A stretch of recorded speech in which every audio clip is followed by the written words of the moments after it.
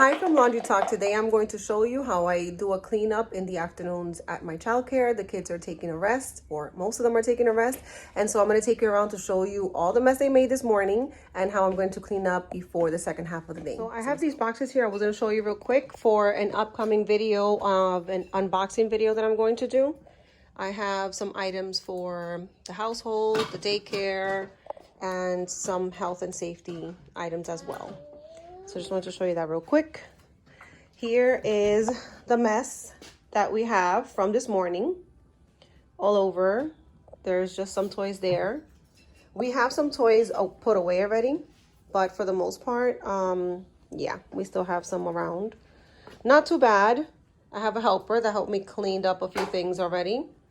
We were working on color sorting today, and so that's why those are up there. And so all this mess, or partial mess, left over. The kitchen got dismantled, and you will see at the end how beautiful it looks. But for now, this is what we have. It's missing doors, it's missing the curtains, it's missing the apron, as you can see on the floor. So we got all these few things to clean up. Obviously I have to sweep, and I have to mop, and I have to put away the items that we use in the morning. Oh, and that over there is a mini washer that I use to wash some of their toys or like the cloths from the kitchen. Okay, so let's get started to clean. Thank you. So prior to the video, I had done some cleaning with the kids because they had lunch recently, and that is great for them to help with personal responsibilities, bonding, teamwork, and it's also great for language and speech because us conversing throughout the whole process gives them practice and turn taking in terms of conversation. So yeah, that's why you don't see too many things were all messed up all over. So everything looks a little tidied up. The table's already clean and disinfected. The floor has been swept. I picked up all the toys that I can find around. I did pile them up over there because it's easier to have everything in one place than to go to each of the sections around and clean them individually there. So we're gonna get to that in a moment, and now let's get to the floor. One of our main concerns is to make sure that the children are in a hazard-free environment or as much as possible. So we do use indoor shoes right before those cubbies that you see there with that pumpkin cut out.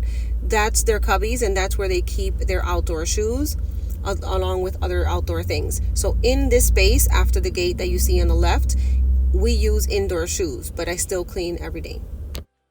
I had a little struggle there putting on my gloves since I recently just got super long nails. But anyway, I like to make sure that when I clean the chairs, I also clean the legs, because you never know. Kids sometimes they have sticky fingers from eating or sticky things that they touch, like slime or anything, and then they put their hands all over the legs of the chairs. We do clean the chairs every day, multiple times because of that. Because when they're eating, or if they have like a runny nose or something, you know, they tend to touch everything, and there's no way for you to like stop that, prevent it. So we would just like to make sure we cover all our spaces and disinfect everything and everywhere multiple times a day. So far we've been super lucky, and we barely get any kids that get sick. The only reason that I'm not cleaning the top of the chairs is because I already did it. As I mentioned earlier, the kids had eaten recently, and I had cleaned the top of the chairs and the place where they sit, so that area, the sitting area. So now I just have the legs to pretty much clean up.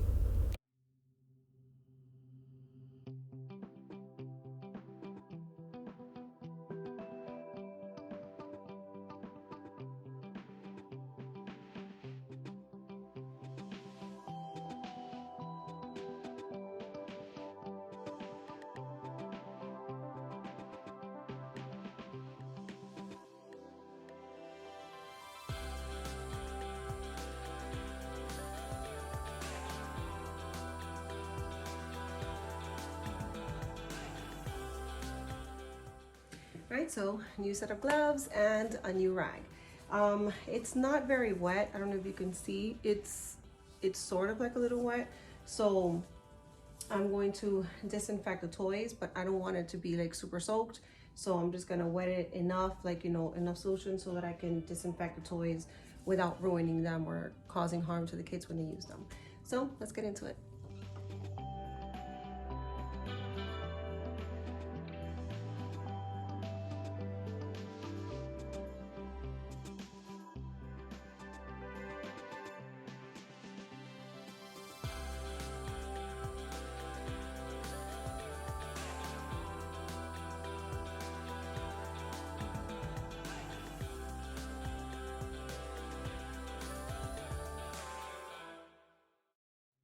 So here we are. That's the cart that I was cleaning and putting the toys back in after cleaning it. Here's the table. It's put back into place. The high chairs were cleaned out and disinfected all over. The container was as well. And everything else is already been disinfected and stuff. So keep in mind that here's the floor.